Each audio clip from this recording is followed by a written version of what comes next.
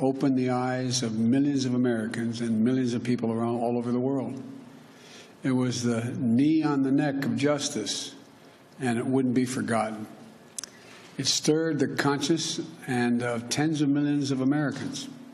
And in my view, it marked a turning point in this country's attitude toward racial justice.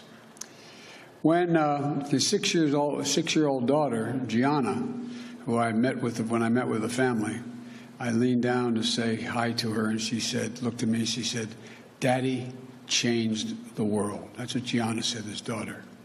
Daddy changed the world. And I believe she was right. Not because this kind of injustice stopped, it clearly hasn't, but because the ground has shifted, because it's changed minds and mindsets, because it laid the groundwork for progress. COVID-19 has further ripped a path of destruction through every community in America, but no one has been spared. But the devastation in communities of color has been nothing short of stunning. Just look at the numbers. 40% of frontline workers, nurses, first responders, grocery store workers, are Americans of color, and many are still living on the edge. 1 in 10 Black Americans is out of work today. 1 in 11 Latino Americans is out of work today. 1 in 7 households in America, about 1 in 4 Black, 1 in 5 Latino households in America, report that they don't have enough food to eat in the United States of America. Black and Latino Americans are dying of COVID-19 at rates nearly 3 times that of white Americans. And it's not white Americans' fault, but just a fact. And the Americans now know it, especially younger Americans. One of the reasons I'm so optimistic about this nation is that today's generation of young Americans is the most progressive, thoughtful, inclusive generation that America has ever seen. And they are pulling us toward justice in so many ways, forcing us to confront the huge gap in economic inequity between those at the top and everyone else, forcing us to confront the existential crisis of climate, and yes, forcing us to confront systemic racism and white supremacy. It's just been weeks since all of America witnessed a group of thugs, insurrectionists, a political extremist, and white supremacists violently attack the capital of our democracy. And so now's the time to act. It's time to act because that's what the faith and morality call us to do. Across nearly every faith, the same principles hold. We're all God's children. We should treat each other as we would like to be treated ourselves. And this is time to act, and this time to act is because it's what the core values of this nation call us to do. And I believe the vast majority of Americans, Democrats, Republicans, and Independents, share these values and want us to act as well. We have never fully lived up to the founding principles of this nation, to state the obvious, that all people are created equal and have a right to be treated equally throughout their lives. And it's time to act now, not only because it's the right thing to do, but because if we do, we'll all be better off for it. For too long, we've allowed a narrow, cramped view of the promise of this nation to fester. You know, we've bought the view that America is a zero-sum game in many cases. If you succeed, I fail. If you get ahead, I fall behind. If you get the job, I lose mine. Maybe worst of all, if I hold you down, I lift myself up. We've lost sight of what President Kennedy told us when he said, "A rising tide lifts all boats." And when we lift each other up, we're all lifted up. You know, and the corollary is true as well. When any one of us is held down, we're all held back. More and more economic studies in recent years have proven this. But I don't think you need economic studies to see the truth. Just imagine if instead of consigning millions of American children to under-resourced schools, we gave each and every 3-4-year-old child a chance to learn, to go to school, not daycare, school, and grow, and thrive in school and throughout. When they've done that, the places have been done, it shows they have an exponentially greater chance of going all the way through 12 years of school and doing it well. But, you know, does anyone in this whole nation think we're not all better off if that were to happen? Just imagine if instead of denying millions of Americans the ability to own a home and build generational wealth, we made it possible for them to buy a home, their first home, and began to build equity to provide for their families and send their children off to school. Does anyone doubt that the whole nation would be better off? Just imagine, instead of denying millions of young entrepreneurs the ability to access capital, we made it possible to take their dream to market, create jobs, reinvest in their own communities. Does anyone doubt this whole nation wouldn't be better off? Just imagine if more incredibly creative and innovative, how much more creative and innovative we'd be if this nation held the historic black colleges and universities to the same opportunities and minority-serving institutions that had the same funding and resources of public universities to compete for jobs in industries of the future. You know, just ask the first HBCU graduate elected as vice president if that's not true. But to do this, I believe this nation and this government need to change their whole approach to the issue of racial equity. Yes, we need criminal justice reform, but that isn't nearly enough. We need to open the promise of America to every American, and that means we need to make the issue of racial equity not just an issue for any one department of government. It has to be the business of the whole of government. That's why I issued, on one of the first days, my whole of government executive order that will, for the first time, advance equity for all throughout our federal policies and institutions. It focuses on the full range of communities who have been long underserved and overlooked.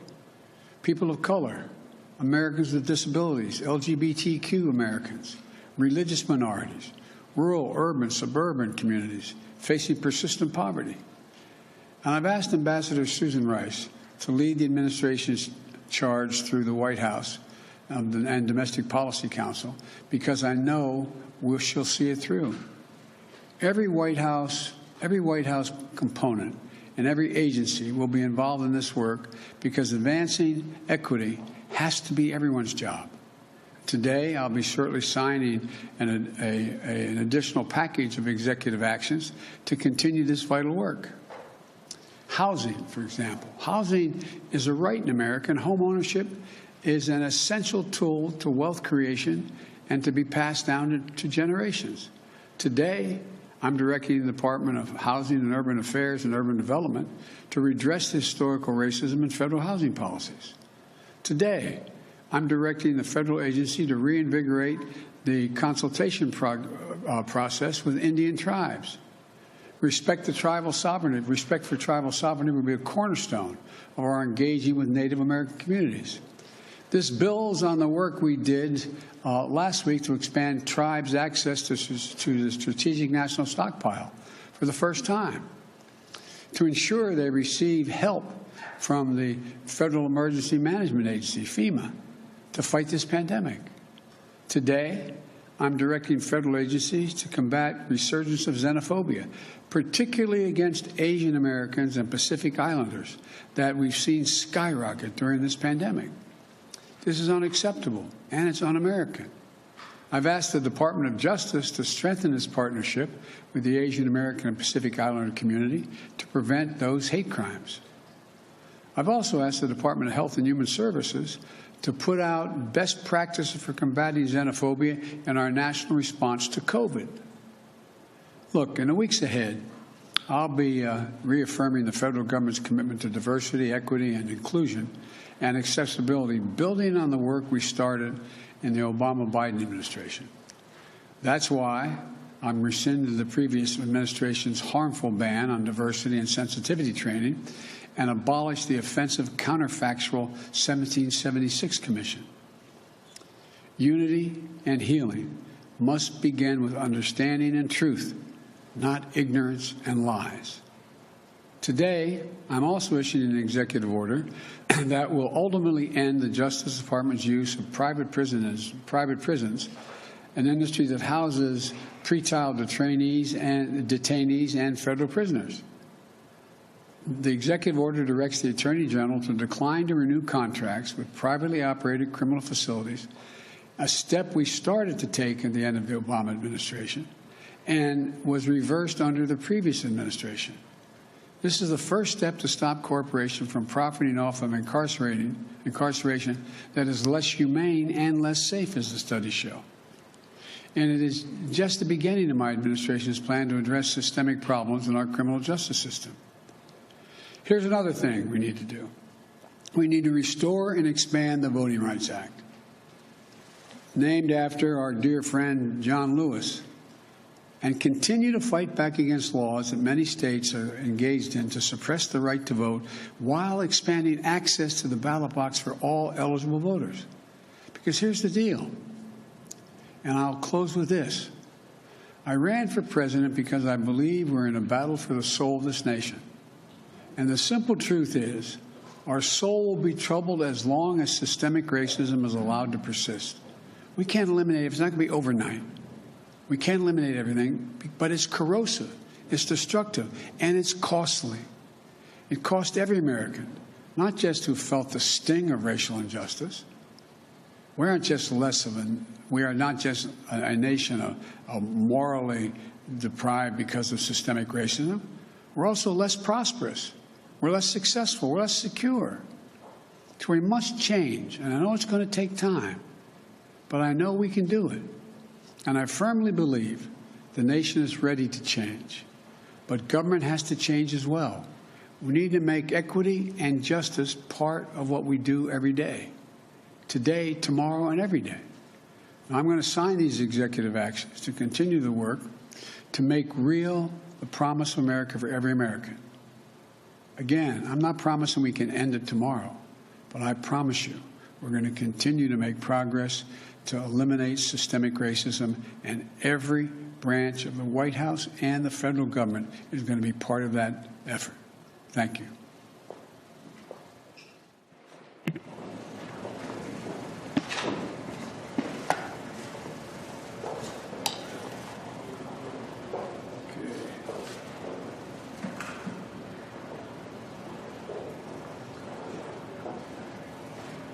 Excuse me. My pen over here.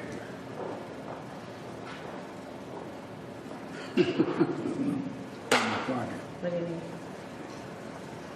This first executive order is a memorandum for the Secretary of Housing and Urban Development to redress our nation's and the federal government's history of discriminatory housing practices and policies.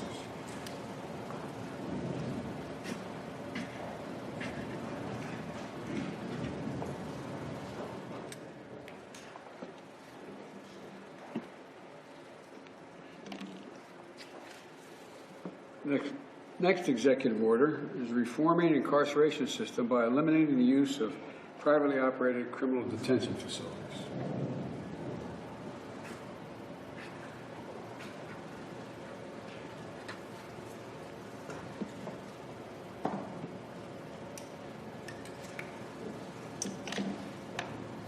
Third executive order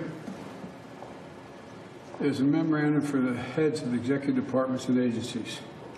Tribal consultation and strengthening nation-to-nation relationships.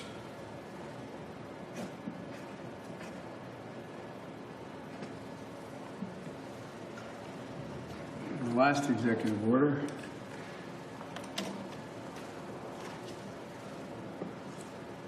is condemning and combating racism, xenophobia, and intolerance against Asian Americans and Pacific Islanders in the United States.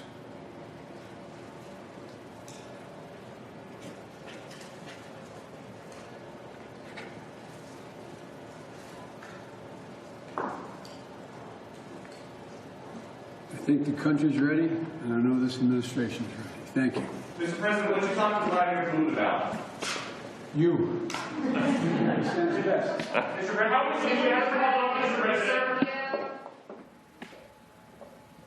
And we've been listening to President Biden outlining his racial equity agenda. He said we are less prosperous and less secure as a country as a result of systemic racism. He signed some executive orders today, one addressing discriminatory housing practices, one reforming the incarceration system, another one condemning xenophobia against Asian Americans, another one having to do with the tribal system. He also said he's abolishing the, quote, counterfactual 1776 commission that was done under President Trump. That commission came under a lot of controversy. He said he wants to expand the Voting Rights Act. He also addressed the growing threat of white supremacy. He said, we're all God's children, and he believes the vast majority of Americans believe in equality. And he pointed out something which I think was an important point. America is not a zero-sum game, he said, quoting President Kennedy, saying a rising tide lifts all boats, just as if one of us is held down, we are all held down. So his framework around systemic racism is one that it is to everyone's advantage to abolish this. For more on President Biden's position on racial equity, I want to bring in CBS News political contributor Molly Hooper. She's also the host of the Article 1 podcast. Hi, Molly. Great to see you. So tell us a little bit more about what the president is hoping to tackle with these executive orders he just signed. Well, I mean, I think he was pretty straightforward. He wants to tackle racial inequity. And, you know, this is an issue that we saw played out last summer when George